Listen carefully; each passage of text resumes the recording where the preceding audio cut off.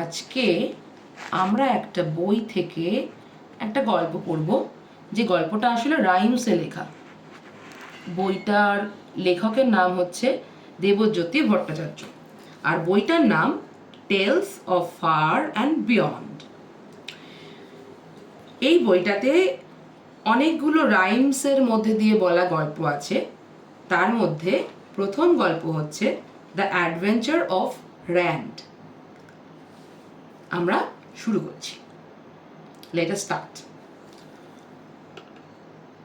Far from earth or Mars or moon reigns mighty lords of night. They are huge and high, dark holes in sky. Their strong pull none can fight. The sky maps mark that place in red, an evil space for all. A man called Rand had gone to the land in a ship called Spacer Ball. He lost his path in hyperspace and knew not where to fly. Going here and there and everywhere, he came to the evil sky. The Dark Lord pulled and dragged him in, and Rand could give no fight. He fell straight in and sped within at more than speed of light. His time got stopped, his pace got curved as Rand sat in his seat. He lost his breath and feared his death, but there was no retreat. Came the end of road through star, the Dark Lord spat out and the spaceship rocked and rolled and turned and jumped in a wonderland. Here trees are blue and air is green and seas are yellow bright. The sun shines high in a pink red sky, and 5 moons shine at night. Here men can fly, they need no wings, they flock to great our Rand. They are happy and gay, they made him stay, he never left that land. So this is the story of Rand, who got lost in space, in dark space, and then came out in a happy land where the sky is pink red. It's a beautiful place. তো এই যে র্যান্ডের গল্পটা আমরা শুনলাম, এরকম অনেকগুলো গল্প দিয়ে এই বইটা সাজানো, যেটা বাচ্চাদের প্রত্যেককে স্পেস নিয়ে, কোথাও ব্ল্যাক হোল নিয়ে, কোথাও ফিজিক্সের কোনো থিওরি নিয়ে অনেকটাই ভাবতে সাহায্য করবে। আমি এখান থেকে আর একটা গল্প, রাইমিং গল্প, রাইম স্টোরিজ পড়ে শোনাচ্ছি। আমার কাছে মনে হয়েছে এই বইটা অনেকগুলো দিক কভার করে, অনেকগুলো লেয়ার আছে।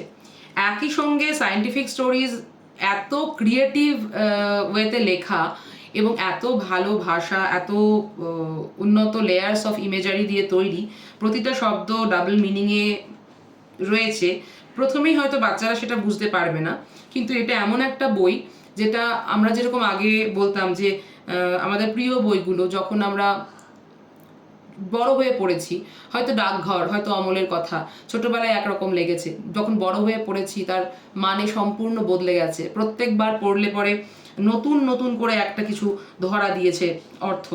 সেরকমই এই বইটারও আমার মনে হয় যে বিভিন্ন বয়সে পড়লে, বিভিন্ন বয়সের মানুষ পড়লে তার কাছে বিভিন্ন অর্থ ধরা দেবে, এবং অসম্ভব সুন্দর ইলাস্ট্রেশন। আমি ইলাস্ট্রেশনগুলো শেয়ার করে দেবো কিছু কিছু। এখানে একটা জিনিস না বললেই নয়, সেটা হচ্ছে এই বইটির ইলাস্ট্রেটর ঈশা নাগাল অত্যন্ত ভালো কাজ করেছেন, অত্যন্ত উন্নত কাজ, বইটির কোয়ালিটি ইত্যাদিও খুবই সুন্দর। তো দ্বিতীয় যে গল্পটি বা দ্বিতীয় যে রাইমটি, তার নাম হচ্ছে ডুপ্লিকেটর, a wonderful story. When Daddy came home from constellation Ursa Major from the planet Sigma P, he brought a matter duplicator. That's a real magic machine. Everything it makes a copy, be it stick or bread or butter, calculator tea or coffee. Weeks later, leave is over. Daddy is to go back to Major. All four of us stood together and ran the matter duplicator. Everyone was copied: Dad, me, Mommy, little Johnny, all the toys, and the parrot, and the little robot pony. Everyone remained back home. Dad, me, Mommy, little Johnny. Everyone went there to my daddy's space colony. Here, Mommy goes to work, Daddy is at home all the year. There, Daddy goes to office, she is at home, Mommy dear. Such a nice story. আমি অরণ্যার কাছে একটু শুনবো অরণ্যার ডুপ্লিকেটার আর আর কি RAND কার গল্পটা কেমন লেগেছে আর বইটা কেমন লেগেছে? আমার ডুপ্লিকেটার গল্পটা খুব সুন্দর লেগেছে। আর আমারও ওই রকম একটা ডুপ্লিকেটার নিতে ইচ্ছে করছে। যে আমি মানে আমি কোথাও ঘুরতে গেলে আমার বাড়ির জন্য আমার মন খারাপ করে, আর যখন আমি বাড়িতে থাকি তখন আমার ঘুরতে যেতে ইচ্ছে করে।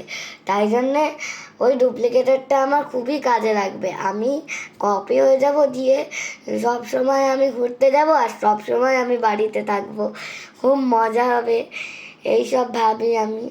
যদি ডুপ্লিকেটারটা সত্যি এরকম একটা মেশিন থাকতো তাহলে খুব ভালো হতো। আর র্যান্ডের অ্যাডভেঞ্চারটা আমার খুব ভাল লেগেছে। ওই ওয়ান্ডারল্যান্ডটা, ওই মজার দেশ বলে একটা কবিতা ছিল আমাদের বাংলায়। ওই দেশে জলের রং সবুজ আর গাছের রং নীল, জলে ঈগল সাঁতরায় আর ডাঙায় মাছেরা লাফিয়ে বেড়ায়। এইটার সঙ্গে ওই র্যান্ডের অ্যাডভেঞ্চারের ওয়ান্ডারল্যান্ডের সঙ্গে এটার আমি একটা মিল খুঁজে পেয়েছি, সেটা হচ্ছে নীল গাছের পাতা।